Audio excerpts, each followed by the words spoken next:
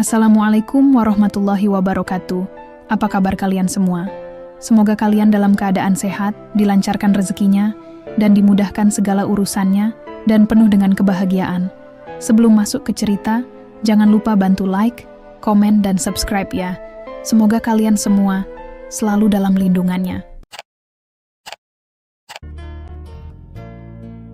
Matahari siang itu menyengat tanpa ampun. Langit cerah, tetapi hati Nadia mendung. Ia berdiri di depan cermin besar di kamar hotel, mengenakan gaun pengantin putih yang menjuntai indah hingga menyentuh lantai. Hari yang seharusnya menjadi hari, bahagianya justru terasa berat. Hatinya dipenuhi kegelisahan yang tak bisa dijelaskan. Ia menghela napas panjang, mencoba menenangkan diri. Di luar kamar, tamu undangan sudah mulai berdatangan. Keluarga besar memadati aula yang telah dihias dengan begitu mewah. Rangkaian bunga mawar putih dan merah muda menghiasi sudut-sudut ruangan, sementara meja-meja penuh dengan hidangan prasmanan menunggu para tamu untuk mencicipinya. Tapi di balik semua kemegahan itu, ada ketegangan yang tak kasat mata. Nadia merapikan ujung gaunnya sambil mencuri pandang ke arah ponselnya. Pesan terakhir dari calon suaminya Arman masih ada di layar. Pesan singkat itu hanya berisi, "Aku di aula, semuanya berjalan sesuai rencana." Namun, tidak ada pesan itu yang bisa meredakan kegelisahannya. Ada sesuatu yang terasa salah, meskipun ia tidak tahu apa itu. Ketukan pelan di pintu membuat Nadia menoleh. Ibunya, wanita berusia 50-an, dengan wajah lembut yang penuh kasih, masuk ke dalam kamar. "Kamu sudah siap?" tanya sang ibu. Suaranya pelan namun tegas. Nadia mengangguk ragu. Ia mendekati ibunya, lalu memeluknya erat. Wajah sang ibu menyiratkan kehangatan yang sedikit memudar. "Kalau kamu ragu, tidak apa-apa, Nak. Ibu selalu di sisimu, apapun keputusanmu." Ucapan itu membuat Nadia ingin menangis, tapi ia menahan diri. "Aku hanya ingin semuanya berjalan lancar, Bu," katanya dengan suara pelan. Ibunya hanya tersenyum kecil, lalu membelai rambutnya. Beberapa menit kemudian, ayah Nadia datang menjemput mereka. Wajahnya tegas, tapi sorot matanya menunjukkan kelembutan seorang ayah yang menyayangi anak perempuannya. "Semua orang sudah menunggu," katanya. Nadia mengangguk pelan, lalu menggandeng tangan ibunya saat mereka berjalan keluar. Saat tiba di aula, Nadia merasakan tatapan ratusan pasang mata mengarah padanya. Ia mencoba tersenyum, meskipun perasaannya kacau. Arman berdiri di ujung altar, menatapnya dengan senyum penuh keyakinan. Nadia berusaha meyakinkan dirinya bahwa pria itu adalah pilihan terbaik untuknya. Namun, kilasan-kilasan kejadian di masa lalu mulai menghantuinya. Salah satu kilasan itu adalah saat pertama kali Arman berkomentar tentang almarhum ibunya. Itu adalah pertemuan keluarga sederhana di rumah Nadia beberapa bulan lalu.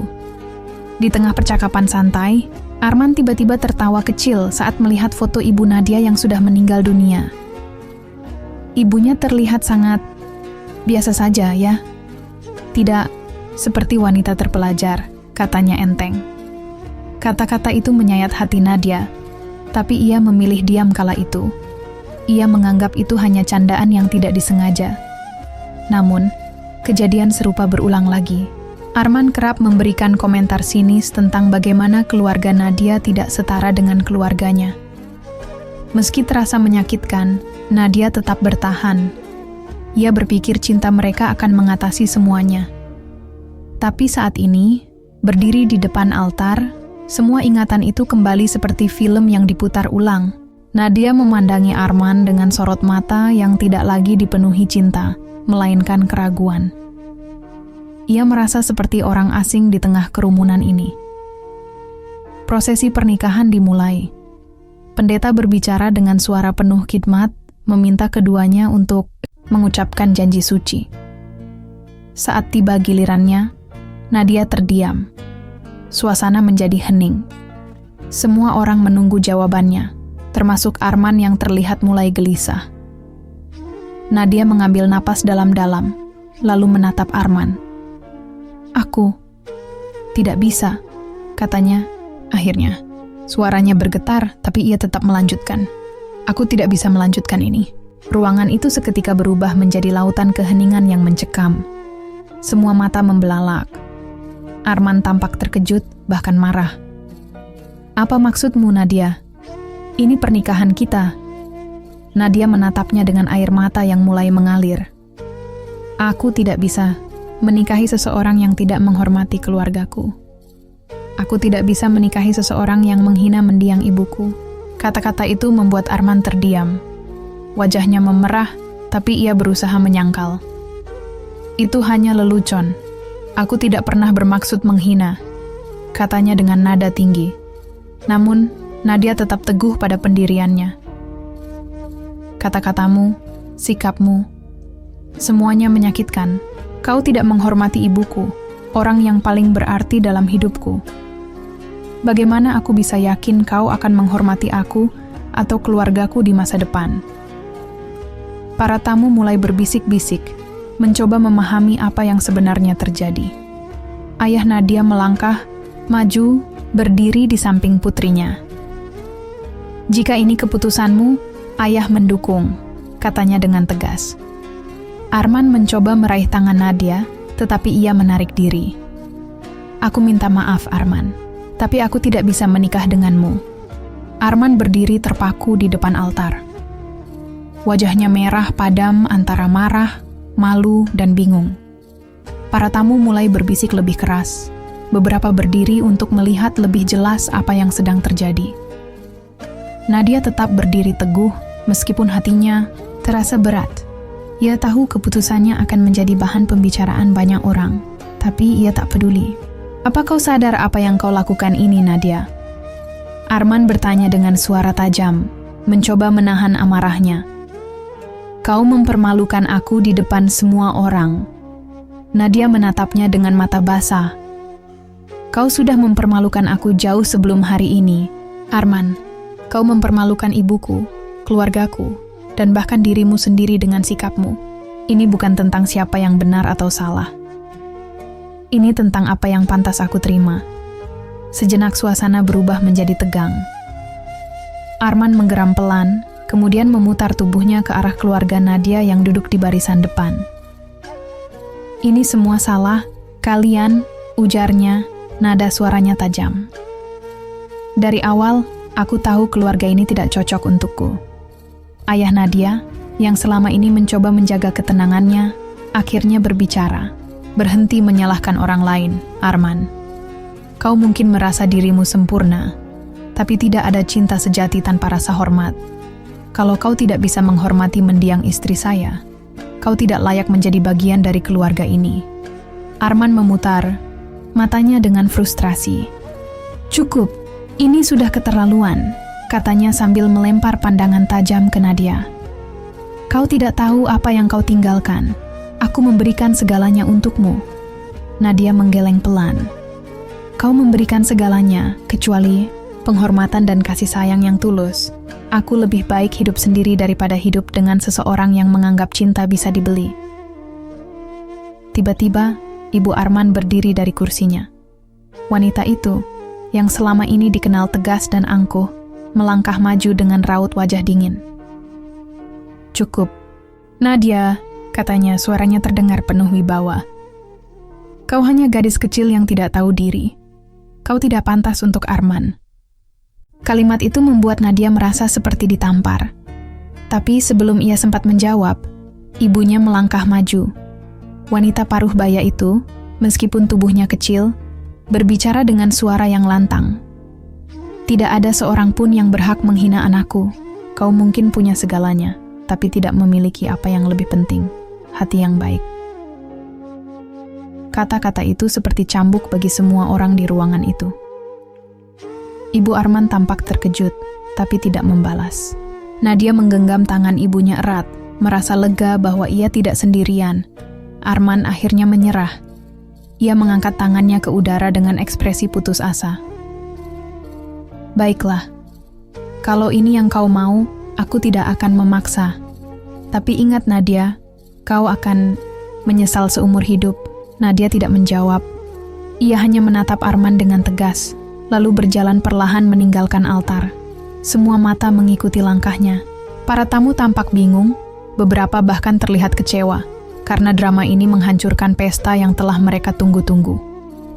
Tapi Nadia tidak peduli. Langkahnya mantap menuju pintu keluar, diikuti oleh keluarganya.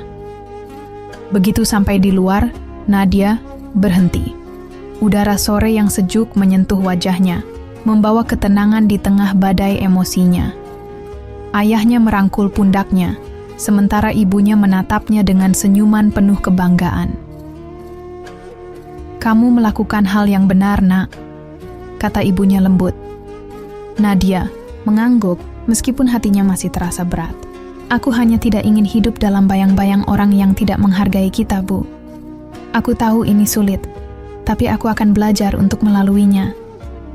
Sementara itu, di dalam aula, Arman duduk di salah satu kursi, kepalanya tertunduk. Para tamu perlahan-lahan meninggalkan ruangan, beberapa mendekati Arman untuk menenangkannya, sementara yang lain hanya berbisik-bisik dengan rasa ingin tahu. Ibu Arman tampak marah, tapi tidak bisa berbuat banyak untuk menyelamatkan reputasi keluarganya. Hari itu, Nadia tidak hanya meninggalkan pernikahannya, tapi juga melepaskan semua beban yang selama ini ia tanggung.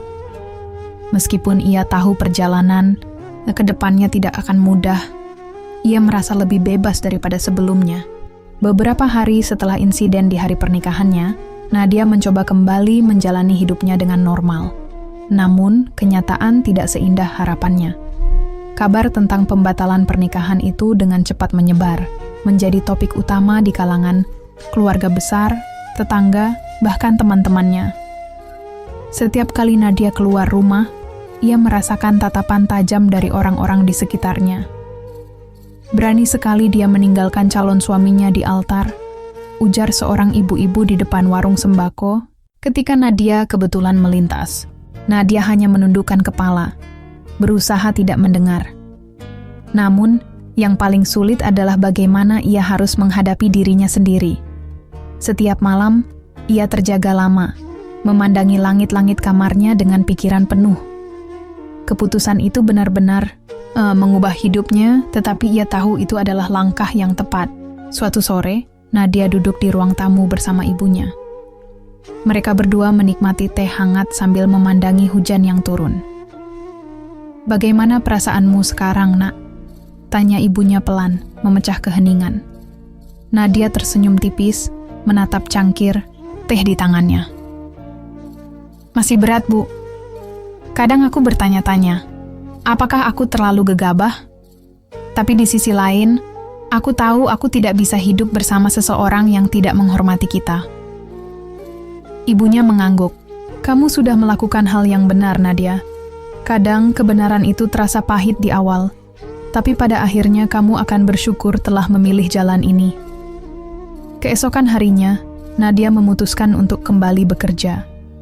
Ia adalah seorang desainer interior, pekerjaan yang selama ini menjadi pelarian sekaligus passion-nya. Namun, ketika ia sampai di kantor, suasana terasa berbeda.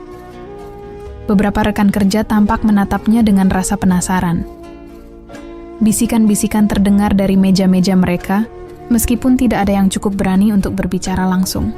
Di sela-sela pekerjaannya, seorang teman dekatnya, Rina, menghampiri. "Nadia, aku dengar tentang pernikahanmu, atau ya, pembatalannya," katanya dengan nada hati-hati. "Kamu baik-baik saja?" Nadia tersenyum kecil. "Aku baik-baik saja, Rina. Aku hanya butuh waktu untuk membiasakan diri dengan semua ini." Rina menatapnya dengan rasa simpati. "Kamu tahu, aku kagum padamu. Tidak banyak orang yang berani mengambil keputusan besar seperti itu. Aku yakin itu tidak mudah." "Terima kasih," jawab Nadia pelan. Ia merasa sedikit lega mendengar ada orang yang mendukung keputusannya. Namun, dukungan seperti itu tidak datang dari semua orang. Malam harinya, Arman mengirim pesan panjang melalui ponsel. Isinya penuh dengan emosi, dari kemarahan, penyesalan, hingga permintaan maaf. Arman mencoba menjelaskan bahwa ia tidak benar-benar bermaksud menghina Ibu Nadia, bahwa semua itu hanyalah salah paham yang diperbesar. "Aku tahu aku salah, Nadia," tulisnya. "Tapi aku hanya ingin kita kembali seperti dulu. Aku mencintaimu, dan aku bersedia melakukan apapun untuk memperbaiki semuanya." Nadia membaca pesan itu berkali-kali. Sebagian hatinya ingin percaya bahwa Arman bisa berubah, bahwa mungkin ia telah menilai terlalu keras. Namun, kenangan akan perlakuannya yang merendahkan mendiang ibunya terus terngiang di pikirannya. Ia tahu cinta saja tidak cukup jika tidak dibarengi dengan penghormatan. Ia memutuskan untuk tidak langsung membalas pesan itu. Sebaliknya, ia mencari pelarian di studio desainnya, bekerja hingga larut malam untuk menyibukkan pikirannya. Ayah dan ibunya memahami pilihannya, memberikan dukungan tanpa memaksakan apapun. Beberapa minggu berlalu, dan kehidupan mulai kembali stabil, meskipun bekas luka emosional masih ada. Namun, hari itu menjadi titik balik lain dalam hidup Nadia. Ia menerima undangan makan siang dari seorang klien lama, seorang pengusaha muda bernama Fadli, yang selama ini bekerja sama dengannya dalam beberapa proyek desain besar. Awalnya, Nadia ragu untuk menerima undangan itu. Tapi setelah banyak merenung, ia memutuskan untuk pergi. Mungkin ini hanya makan siang biasa, pikirnya. Tidak ada salahnya mencoba keluar dari zona nyaman. Pertemuan itu berlangsung hangat dan penuh obrolan ringan. Fadli, dengan sikap tenang dan rendah hati, membuat Nadia merasa nyaman. Tidak ada rasa intimidasi atau tekanan seperti yang sering ia rasakan saat bersama Arman. Mereka berbicara tentang pekerjaan, buku, dan bahkan kehidupan pribadi masing-masing. "Aku dengar sedikit tentang apa yang terjadi di pernikahanmu," kata Fadli dengan hati-hati. "Aku tidak tahu detailnya, tapi aku hanya ingin bilang, aku menghormati keberanianmu. Tidak mudah mengambil keputusan besar seperti itu." Nadia menatapnya, merasa sedikit terkejut. "Terima kasih," katanya pelan. "Aku hanya melakukan apa yang menurutku benar." Percakapan itu membuat Nadia menyadari bahwa hidup tidak berhenti hanya karena satu keputusan besar. Meskipun ia belum tahu kemana arah perjalanannya, ia merasa lebih percaya diri untuk melangkah maju. Namun, perjalanan ini belum selesai. Arman tampaknya belum sepenuhnya menerima kenyataan, dan Nadia harus menghadapi dampak lain yang mungkin muncul di masa depan. Beberapa hari setelah makan siang bersama Fadli, Nadia merasa hidupnya mulai menemukan ritme baru. Meski bayang-bayang masa lalu dengan Arman masih sesekali muncul, ia belajar untuk tidak tenggelam dalam kenangan yang menyakitkan. Ia fokus pada pekerjaannya, mengejar proyek-proyek baru, dan menghabiskan waktu bersama keluarganya. Namun, Arman tampaknya tidak berniat menyerah. Ia mulai menghubungi Nadia dengan lebih agresif, tidak hanya melalui pesan, tapi juga telepon yang tidak henti-hentinya. Suatu malam, ia bahkan muncul di depan rumah Nadia tanpa pemberitahuan. Nadia yang saat itu sedang menikmati makan malam bersama keluarganya dikejutkan oleh ketukan keras di pintu. Ayahnya membuka pintu dan mendapati Arman berdiri dengan wajah yang tampak kusut. "Pak, saya perlu bicara dengan Nadia," katanya dengan nada memohon. Ayah Nadia mengerutkan kening, tapi tetap menjaga sikap tenangnya. "Ini bukan waktu yang tepat, Arman. Nadia sedang bersama keluarganya. Kalau kau ingin bicara, lebih baik buat janji." "Tolong, Pak," kata Arman lagi. Suaranya mulai meninggi. "Saya hanya butuh beberapa menit. Ini penting." Nadia, yang mendengar keributan itu, akhirnya berdiri dari meja makan dan berjalan ke pintu. "Ada apa lagi, Arman?" tanyanya dengan nada dingin. Arman memandangi Nadia dengan ekspresi penuh keputusasaan. "Nadia, aku mohon. Aku tahu aku salah. Aku tahu aku sudah menyakitimu. Tapi aku benar-benar ingin memperbaikinya. Aku tidak bisa hidup tanpamu." Nadia menarik napas dalam-dalam.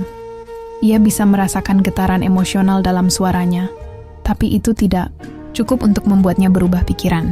Arman, ini bukan tentang siapa yang bisa hidup tanpa siapa. Ini tentang prinsip. Kau telah menunjukkan siapa dirimu, dan aku tidak bisa mengabaikan itu. Arman tampak frustrasi. Aku sudah meminta maaf, Nadia. Apalagi yang harus aku lakukan? Kau tahu aku mencintaimu. Mencintaiku tidak cukup, Arman, jawab Nadia tegas. Cinta bukan hanya tentang kata-kata. Ini tentang bagaimana kita memperlakukan satu sama lain. Dan kau telah melanggar batas yang tidak bisa kuabaikan. Arman terdiam sesaat. Ia menggenggam rambutnya, lalu berkata dengan nada pahit. Baik, kalau itu yang kau mau, aku akan pergi. Tapi jangan pernah lupa bahwa aku mencoba. Tanpa menunggu jawaban, Arman berbalik dan meninggalkan rumah Nadia. Namun, setelah pintu tertutup, Nadia merasa napasnya berat. Bukan karena ia ragu pada keputusannya, tetapi karena ia tahu hubungan mereka berakhir dengan cara yang menyakitkan untuk keduanya. Setelah kejadian itu, Nadia kembali fokus pada hidupnya. Ia mulai mengambil proyek desain besar yang membutuhkan banyak perjalanannya keluar kota. Kesibukan itu menjadi semacam terapi baginya. Dalam salah satu perjalanan proyek ke Bandung, ia kembali bertemu dengan Fadli yang kebetulan sedang mengawasi proyek properti di sana. Kali ini, pertemuan mereka lebih santai. Fadli mengajaknya makan malam di sebuah kafe kecil dengan suasana hangat dan musik akustik yang menenangkan. Selama makan malam, mereka berbicara panjang lebar tentang kehidupan masing-masing. Nadia merasa ada sesuatu yang berbeda dengan Fadli. Ia tidak terburu-buru, tidak memaksa, dan selalu mendengarkan dengan penuh perhatian. Aku tidak ingin lancang, tapi aku penasaran, kata Fadli dengan senyum kecil. Setelah semua yang terjadi, apa yang ingin kamu capai sekarang? Pertanyaan itu membuat Nadia terdiam sejenak. Ia merenung sebelum akhirnya menjawab, aku hanya ingin hidup dengan damai, tanpa tekanan dari orang lain, tanpa harus menjadi seseorang yang bukan diriku, hanya untuk menyenangkan orang lain. Fadli mengangguk pelan. Itu tujuan yang bagus, dan aku yakin kamu bisa mencapainya. Malam itu, Nadia merasa lebih ringan. Ia mulai melihat bahwa hidup masih penuh dengan peluang, bahwa tidak semua orang seperti Arman, dan bahwa ia berhak mendapatkan kebahagiaan yang lebih baik. Namun, kehidupan tidak pernah benar-benar tenang. Suatu hari, Nadia menerima kabar bahwa Arman telah bertunangan dengan wanita lain. Foto-foto mereka beredar di media sosial, menampilkan kebahagiaan yang tampak sempurna. Beberapa teman Nadia mengirimkan pesan, bertanya apakah ia baik-baik saja setelah melihat kabar itu. Nadia membaca pesan-pesan itu sambil tersenyum tipis. Alih-alih merasa cemburu atau menyesal, ia merasa lega. Keputusan untuk meninggalkan Arman adalah hal terbaik yang pernah ia lakukan. Dan kini, ia tidak lagi takut menghadapi dunia. Hari-hari berikutnya menjadi awal baru bagi Nadia. Ia tidak terburu-buru mencari cinta baru, tetapi ia membiarkan dirinya membuka hati perlahan-lahan. Fadli tetap menjadi bagian dari hidupnya, meskipun mereka belum membicarakan apapun tentang hubungan yang lebih serius. Nadia merasa cukup dengan membangun kembali dirinya, satu langkah kecil setiap hari. Di sela-sela perjalanannya, Nadia menyadari satu hal. Kebahagiaan tidak datang dari orang lain. Kebahagiaan datang dari menerima diri sendiri, menghargai nilai-nilai yang kita pegang, dan tidak takut untuk memilih jalan yang benar, meskipun sulit. Beberapa bulan berlalu, dan kehidupan Nadia mulai terasa lebih stabil. Proyek-proyek desain yang ia tangani tidak hanya membawanya ke berbagai kota, tetapi juga memperkenalkannya pada orang-orang baru. Salah satunya adalah Fadli, yang semakin sering hadir dalam hidupnya. Namun, hubungan mereka tetap berada pada tahap pertemanan, tanpa tekanan atau ekspektasi. Suatu sore, saat Nadia sedang menikmati waktu luangnya di studio kecilnya, ia menerima telepon dari Fadli. "Nadia, apa kamu ada waktu akhir pekan ini?" tanya Fadli dengan nada santai. "Sepertinya ada. Kenapa?" jawab Nadia sambil meletakkan kuas yang sedang ia gunakan untuk menggambar sketsa interior. "Aku ingin mengundangmu, ke sebuah acara amal. Tidak formal, tapi suasananya menyenangkan. Kamu tertarik? Nadia sempat ragu sejenak. Ia tidak terlalu suka keramaian, terutama setelah insiden pembatalan pernikahannya, yang masih menjadi perbincangan di beberapa lingkaran sosial. Namun akhirnya ia memutuskan untuk menerima undangan itu. Baiklah, aku datang. Ketika hari itu tiba, Nadia mengenakan gaun sederhana berwarna pastel yang memancarkan keanggunan tanpa berlebihan. Acara amal itu diadakan di sebuah taman luas dengan dekorasi yang minimalis namun elegan. Para tamu tampak menikmati suasana sambil berbincang dan berkontribusi untuk kegiatan amal yang sedang berlangsung. Fadli menyambutnya di pintu masuk dengan senyum hangat. "Kamu terlihat luar biasa," katanya tulus. "Terima kasih," jawab Nadia, merasa sedikit canggung dengan pujian itu. Mereka menghabiskan waktu berbicara dengan beberapa tamu lain. Sebagian besar adalah kolega Fadli yang bekerja di dunia properti. Nadia merasa nyaman, meskipun sesekali ia menangkap bisikan tentang dirinya. Ia tahu beberapa dari mereka mungkin mengenalinya sebagai wanita yang membatalkan pernikahan di depan altar. Namun ia memilih untuk tidak memedulikan hal itu. Di tengah acara, Fadli membawanya ke sudut taman yang lebih sepi. Mereka duduk di bangku panjang yang menghadap ke kolam kecil dengan air mancur. Suasana di sana tenang, hanya suara gemericik air yang terdengar. "Terima kasih sudah datang," kata Fadli, memecah keheningan. "Aku justru harus berterima kasih. Acara ini menyenangkan," jawab Nadia sambil tersenyum kecil. Fadli mengangguk pelan. "Aku ingin bertanya sesuatu, Nadia. Tapi kalau kamu merasa tidak nyaman, kamu tidak perlu menjawab." Nadia menatapnya dengan alis sedikit terangkat. "Apa itu?" "Setelah semua yang terjadi, apa yang kamu inginkan untuk masa depanmu? Bukan hanya soal pekerjaan, tapi tentang hidupmu secara keseluruhan." Pertanyaan itu membuat Nadia terdiam. Ia memandang air mancur di depannya, mencoba merangkai jawabannya. "Aku ingin hidup dengan damai. Aku ingin bisa mencintai diriku sendiri lebih dulu sebelum membuka hati untuk orang lain. Aku ingin merasa dihargai dan dipahami, tanpa perlu berpura-pura menjadi orang lain." Fadli menatapnya dengan tatapan lembut. "Itu hal yang indah, Nadia. Dan aku yakin, dengan keteguhan hatimu, kamu bisa mencapainya." Nadia merasa jantungnya berdebar. Ada sesuatu dalam cara Fadli berbicara yang membuatnya merasa dihargai. Ia tidak merasakan tekanan atau harapan berlebih seperti yang pernah ia alami bersama Arman. Namun, ia juga tidak ingin terburu-buru mengartikan perasaannya. Malam itu berakhir dengan hangat. Fadli mengantarnya pulang, dan mereka berpisah dengan senyuman. Namun, setelah masuk ke dalam rumah, Nadia mendapati dirinya memikirkan kata-kata Fadli. Ia mulai bertanya-tanya, apakah ia siap membuka hati lagi? Apakah ia bisa mempercayai seseorang setelah pengalaman pahitnya? Beberapa hari kemudian, sebuah kejutan datang ke kehidupan Nadia. Ia menerima surat dari pengacara keluarga Arman. Surat itu berisi pemberitahuan bahwa Arman menuntut ganti rugi atas kerugian moral dan material yang ia klaim akibat pembatalan pernikahan mereka.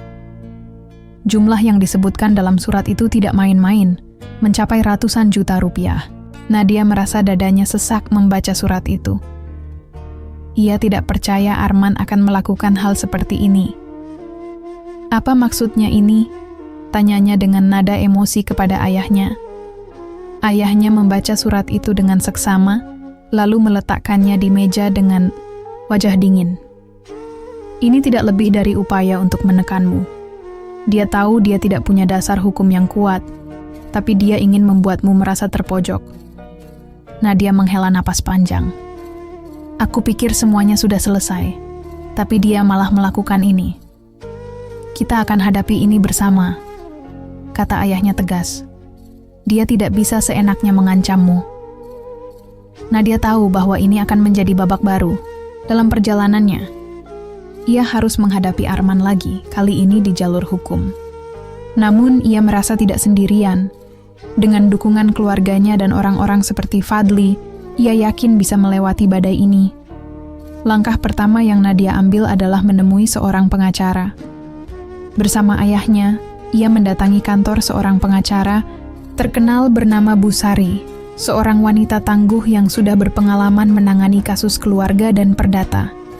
Busari membaca surat tuntutan dari pihak Arman dengan cermat, lalu menatap Nadia dengan tenang. Tuntutan ini sebenarnya lemah, Nadia. Dasar hukumnya tidak kuat, karena pembatalan pernikahan adalah hak personal dan tidak bisa dikaitkan dengan kerugian materi secara sepihak.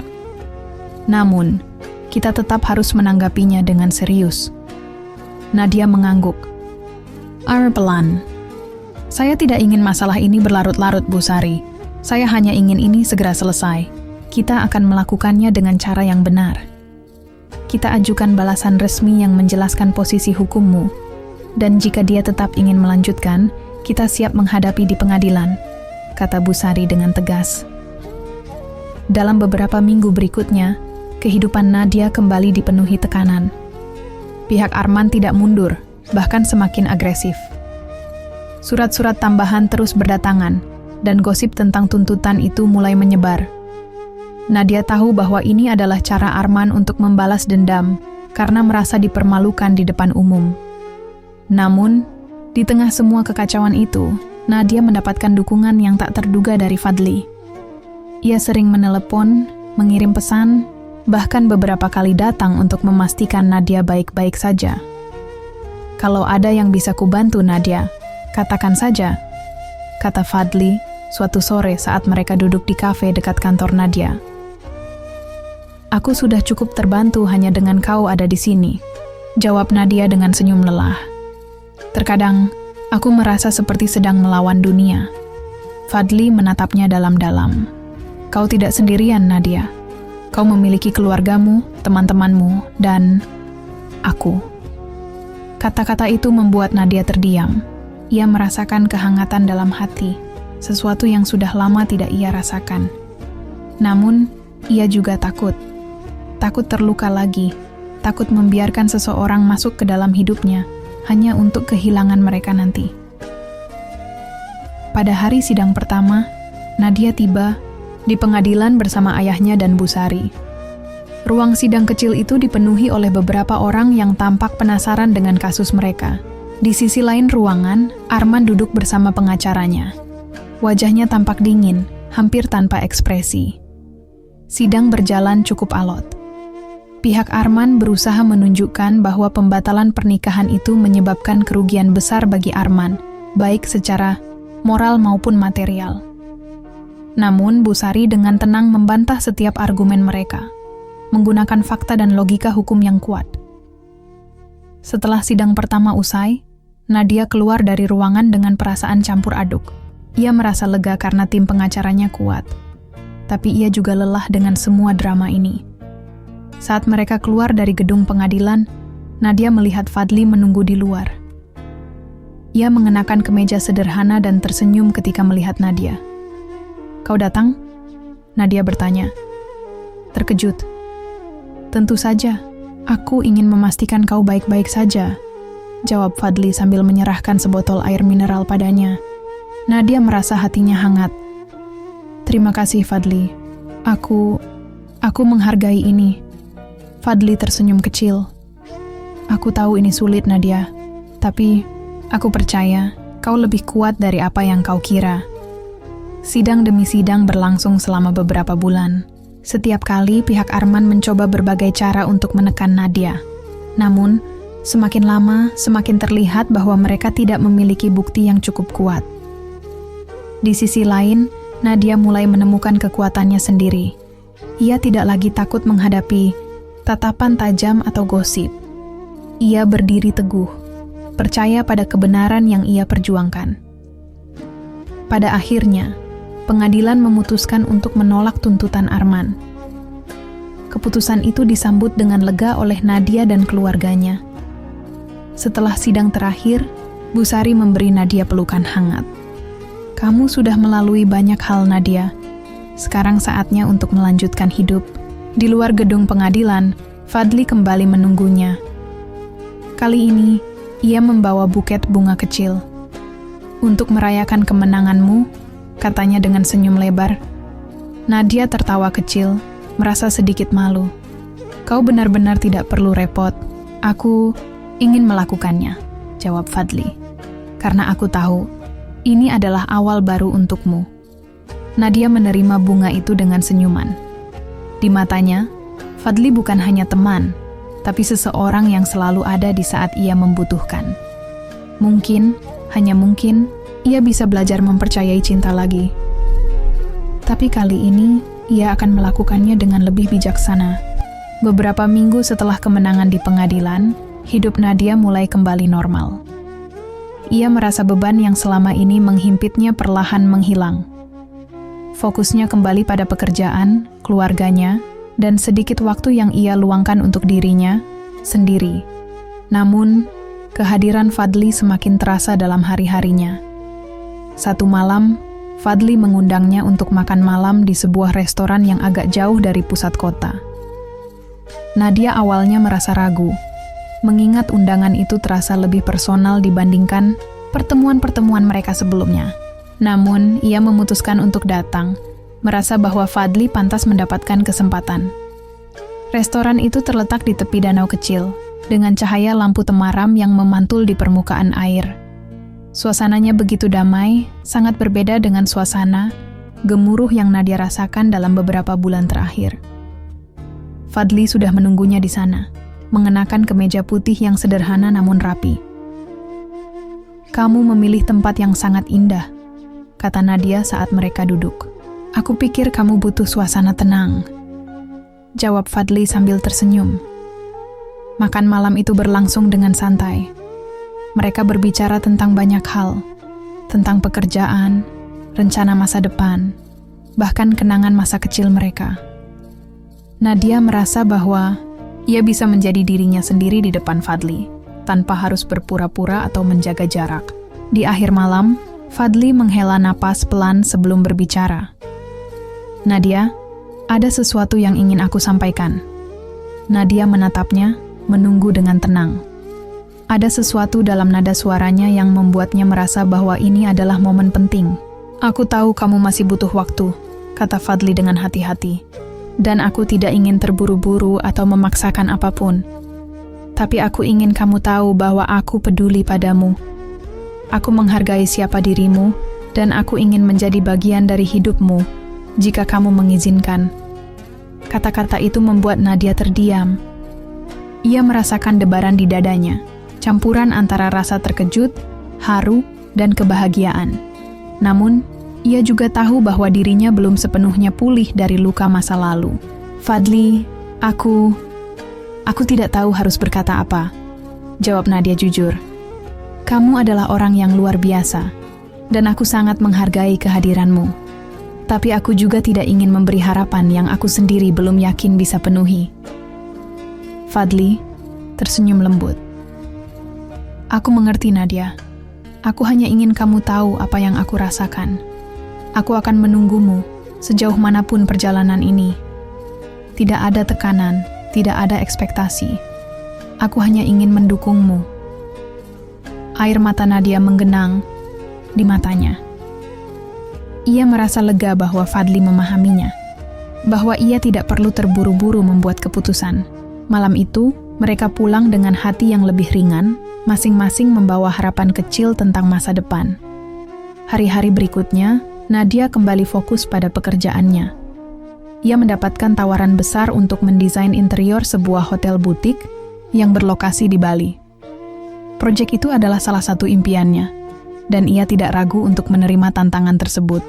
Selama beberapa minggu, ia bolak-balik antara Jakarta dan Bali, memimpin timnya untuk menciptakan desain yang unik dan memukau.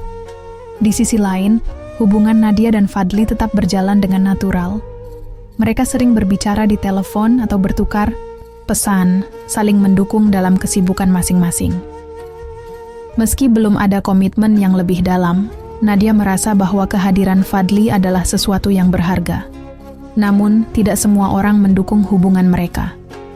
Suatu hari, Nadia menerima telepon dari seorang teman lama, Dina, yang pernah menjadi salah satu tamu di pernikahannya yang batal. Nadia, aku dengar kamu dekat dengan Fadli, kata Dina tanpa basa-basi. Iya, kami teman baik, jawab Nadia hati-hati. Teman? Nadia, kamu harus hati-hati. Aku dengar dia pernah punya masalah dengan mantan tunangannya. Kamu benar-benar yakin bisa percaya padanya? Kata-kata Dina membuat Nadia terguncang. Ia tahu bahwa orang-orang di sekitarnya selalu ingin tahu tentang kehidupannya, tapi ia tidak menyangka akan ada komentar seperti itu tentang Fadli. Setelah menutup telepon, Nadia memutuskan untuk langsung berbicara dengan Fadli. Ia tidak ingin prasangka orang lain memengaruhi apa yang mereka miliki. Ketika mereka bertemu, Nadia menceritakan percakapan itu dengan jujur. Aku tidak menuduhmu apa-apa, Fadli. Tapi aku pikir penting bagiku untuk mendengar dari kamu langsung. Fadli mengangguk, wajahnya tetap tenang. Aku mengerti, Nadia. Aku tidak pernah menyembunyikan masa laluku. Dulu, aku memang pernah bertunangan. Tapi kami berpisah karena perbedaan prinsip. Itu adalah keputusan bersama, bukan sesuatu yang dramatis seperti yang mungkin orang pikirkan. Nadia melihat kejujuran dalam matanya. Aku percaya padamu, Fadli. Tapi aku juga butuh waktu untuk memproses semuanya. Ambil waktu sebanyak yang kamu butuhkan, jawab Fadli. Aku ada di sini, kapanpun kamu siap. Di tengah perjalanan ini, Nadia menyadari bahwa hidup selalu penuh dengan pilihan dan risiko. Tidak ada jaminan bahwa ia tidak akan terluka lagi, tapi ia juga tahu bahwa menutup diri sepenuhnya bukanlah jawabannya. Perlahan-lahan, ia belajar menerima masa lalunya, melangkah maju, dan memberikan dirinya kesempatan untuk bahagia lagi. Dan, meskipun ia belum tahu kemana hubungan dengan Fadli akan membawanya, ia merasa siap untuk membuka hati, satu langkah kecil demi satu langkah kecil. Beberapa bulan kemudian, Nadia menyelesaikan proyek hotel butik di Bali dengan sukses besar. Karyanya mendapat pujian dari klien, media, dan tamu-tamu yang mulai berdatangan ke hotel itu. Kesuksesan ini tidak hanya membangun reputasinya sebagai desainer interior, tetapi juga membuktikan pada dirinya sendiri bahwa ia mampu menghadapi tantangan besar, bahkan setelah masa-masa sulit yang ia alami. Suatu hari, saat ia sedang berada di Jakarta untuk menyelesaikan beberapa proyek kecil lainnya, Fadli mengajaknya makan malam di sebuah restoran favorit mereka. Kali ini, ada sesuatu yang berbeda dalam caranya berbicara dan memandang Nadia. Seolah-olah ia sedang menunggu momen yang tepat untuk mengatakan sesuatu yang penting. Di tengah obrolan tentang pekerjaan dan kehidupan, Fadli tiba-tiba menarik napas dalam-dalam. Nadia, aku tahu kita sudah bicara soal ini sebelumnya, tapi aku ingin memastikan bahwa kamu tahu bagaimana perasaanku. Nadia menatapnya dengan lembut. Fadli, aku tahu, dan aku menghargainya. Aku hanya ingin kamu tahu bahwa aku bukan hanya ingin menjadi temanmu. Lanjut Fadli. Aku ingin lebih dari itu. Aku ingin menjadi seseorang yang bisa kamu andalkan. Seseorang yang ada untukmu di saat-saat terbaik dan terburuk. Nadia merasa hatinya hangat mendengar kata-kata itu. Ia tahu Fadli tidak berbicara dengan tergesa-gesa atau asal-asalan. Ia adalah pria yang selalu memikirkan tindakannya dengan hati-hati, dan itu membuat Nadia merasa aman. Namun, meski hatinya mulai membuka diri, ada bagian kecil dalam dirinya yang masih ragu. Fadli, aku tidak ingin membuat keputusan yang tergesa-gesa. Aku takut menyakitimu jika aku belum sepenuhnya siap. Fadli mengangguk dengan pengertian. Aku tidak akan memaksamu, Nadia. Aku hanya ingin kamu tahu bahwa aku ada di sini, kapan pun kamu siap. Hari-hari berlalu, dan Nadia terus memikirkan kata-kata Fadli. Ia tahu bahwa ia tidak bisa terus-menerus hidup dalam bayang-bayang masa lalu. Di satu sisi, ia merasa bahwa Fadli adalah seseorang yang tulus dan memahami dirinya. Di sisi lain, ia takut untuk melangkah lebih jauh, khawatir akan mengulang kesalahan yang sama. Namun, sebuah kejadian di hari ulang tahun, ibunya mengubah segalanya. Keluarga Nadia mengadakan perayaan kecil di rumah mereka, mengundang teman-teman, dekat dan keluarga untuk makan malam. Fadli datang membawa sebuah hadiah sederhana untuk ibunya, berupa buku tentang memasak makanan tradisional yang sangat disukai ibunya. Di tengah perayaan itu, Fadli membantu Nadia di dapur, mengatur makanan, dan memastikan semuanya berjalan lancar. Ibunya yang memperhatikan interaksi mereka hanya tersenyum hangat. Saat mereka duduk bersama di ruang keluarga setelah makan malam, ibunya tiba-tiba berbicara. "Nadia, ibu ingin mengatakan sesuatu." Nadia menoleh, sedikit terkejut. "Apa itu, Bu?" "Ibu melihat caramu dan Fadli saling mendukung satu sama lain. Ibu tahu kamu masih hati-hati setelah apa yang terjadi sebelumnya, tapi jangan biarkan rasa takut menghalangimu untuk bahagia." Kata-kata ibunya terasa seperti tamparan lembut bagi Nadia. Ia menyadari bahwa kebahagiaannya bukan hanya tentang melindungi dirinya dari rasa sakit, tetapi juga tentang memberi kesempatan pada hal-hal baik yang mungkin terjadi. Setelah para tamu pulang, Nadia dan Fadli duduk berdua di teras rumah. Malam itu, udara terasa sejuk dengan suara jangkrik mengisi keheningan. "Fadli," kata Nadia akhirnya, memecah keheningan. "Aku sudah banyak berpikir tentang kita." Fadli menoleh, menunggu tanpa menyela. "Aku tahu aku takut, tapi aku juga tahu bahwa aku tidak ingin terus hidup dalam ketakutan. Aku ingin mencoba, Fadli. Aku ingin melihat kemana hubungan ini membawa kita." Senyum lebar terukir di wajah Fadli. "Aku tidak meminta apapun selain itu, Nadia. Terima kasih karena mempercayai aku." Malam itu, Nadia merasa seolah-olah beban yang selama ini menghimpitnya mulai menghilang.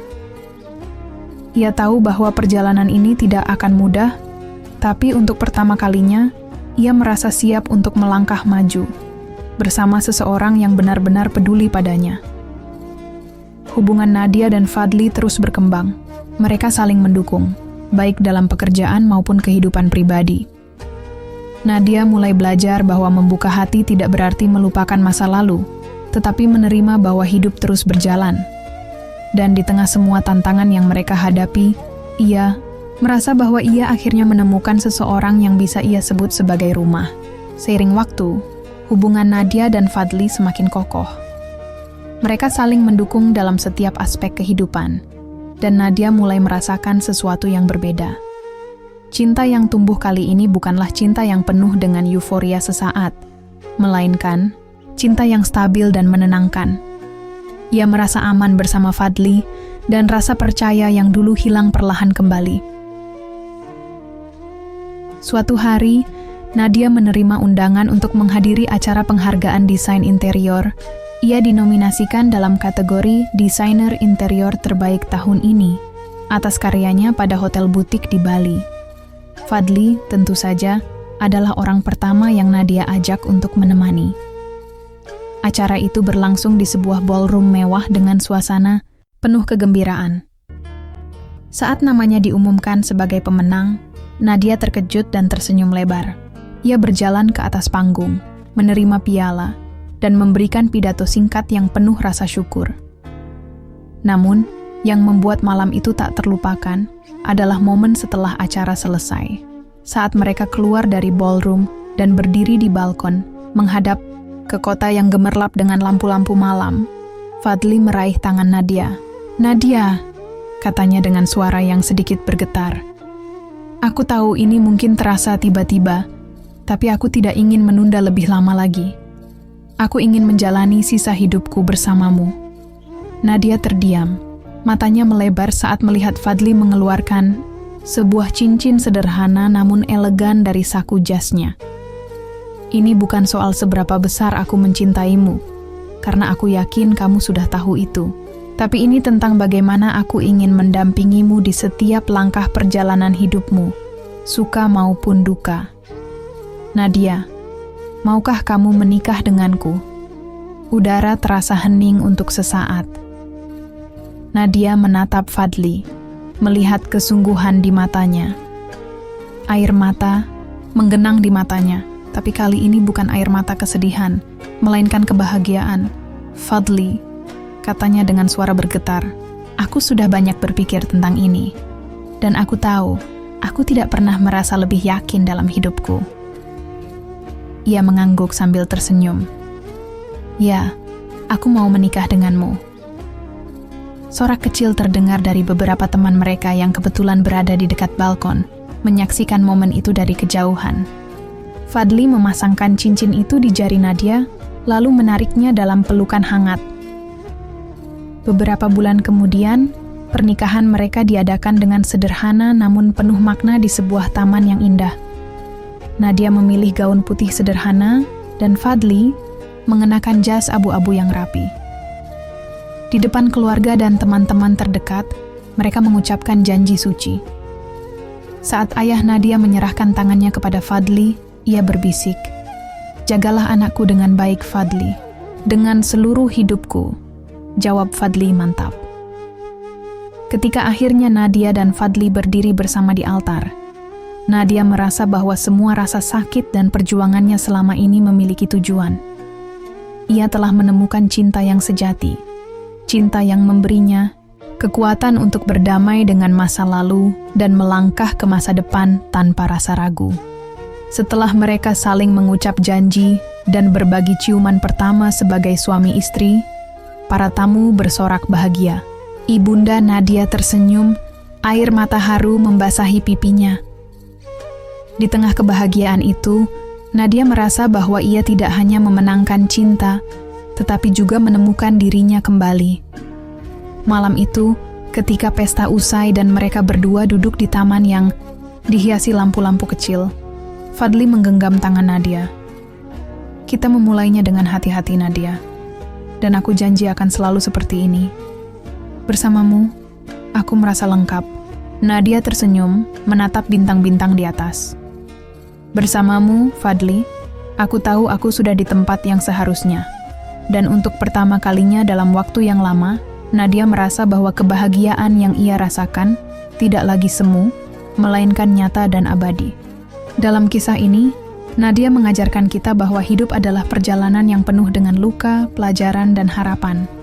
Meski masa lalu bisa meninggalkan bekas yang mendalam, keberanian untuk bangkit dan membuka hati adalah langkah pertama menuju kebahagiaan sejati. Cinta yang tulus tidak pernah memaksa atau terburu-buru. Ia memberikan ruang untuk sembuh, mendukung dalam setiap langkah, dan hadir dengan kesabaran. Seperti Fadli yang menanti dengan setia, cinta sejati adalah tentang menerima seseorang apa adanya, termasuk masa lalunya. Jika ada satu pelajaran yang dapat diambil dari cerita ini, itu adalah bahwa kebahagiaan tidak datang dari melupakan masa lalu, tetapi dari berdamai dengannya. Jangan biarkan rasa takut menghalangimu untuk menemukan kebahagiaan dan cinta yang pantas kamu terima, karena dalam setiap luka ada kekuatan untuk bangkit, dan di setiap akhir yang pahit ada awal yang baru. Semoga cerita ini menginspirasi untuk selalu percaya bahwa kebahagiaan akan datang kepada mereka yang berani melangkah ke depan dengan hati yang penuh harapan dan keberanian.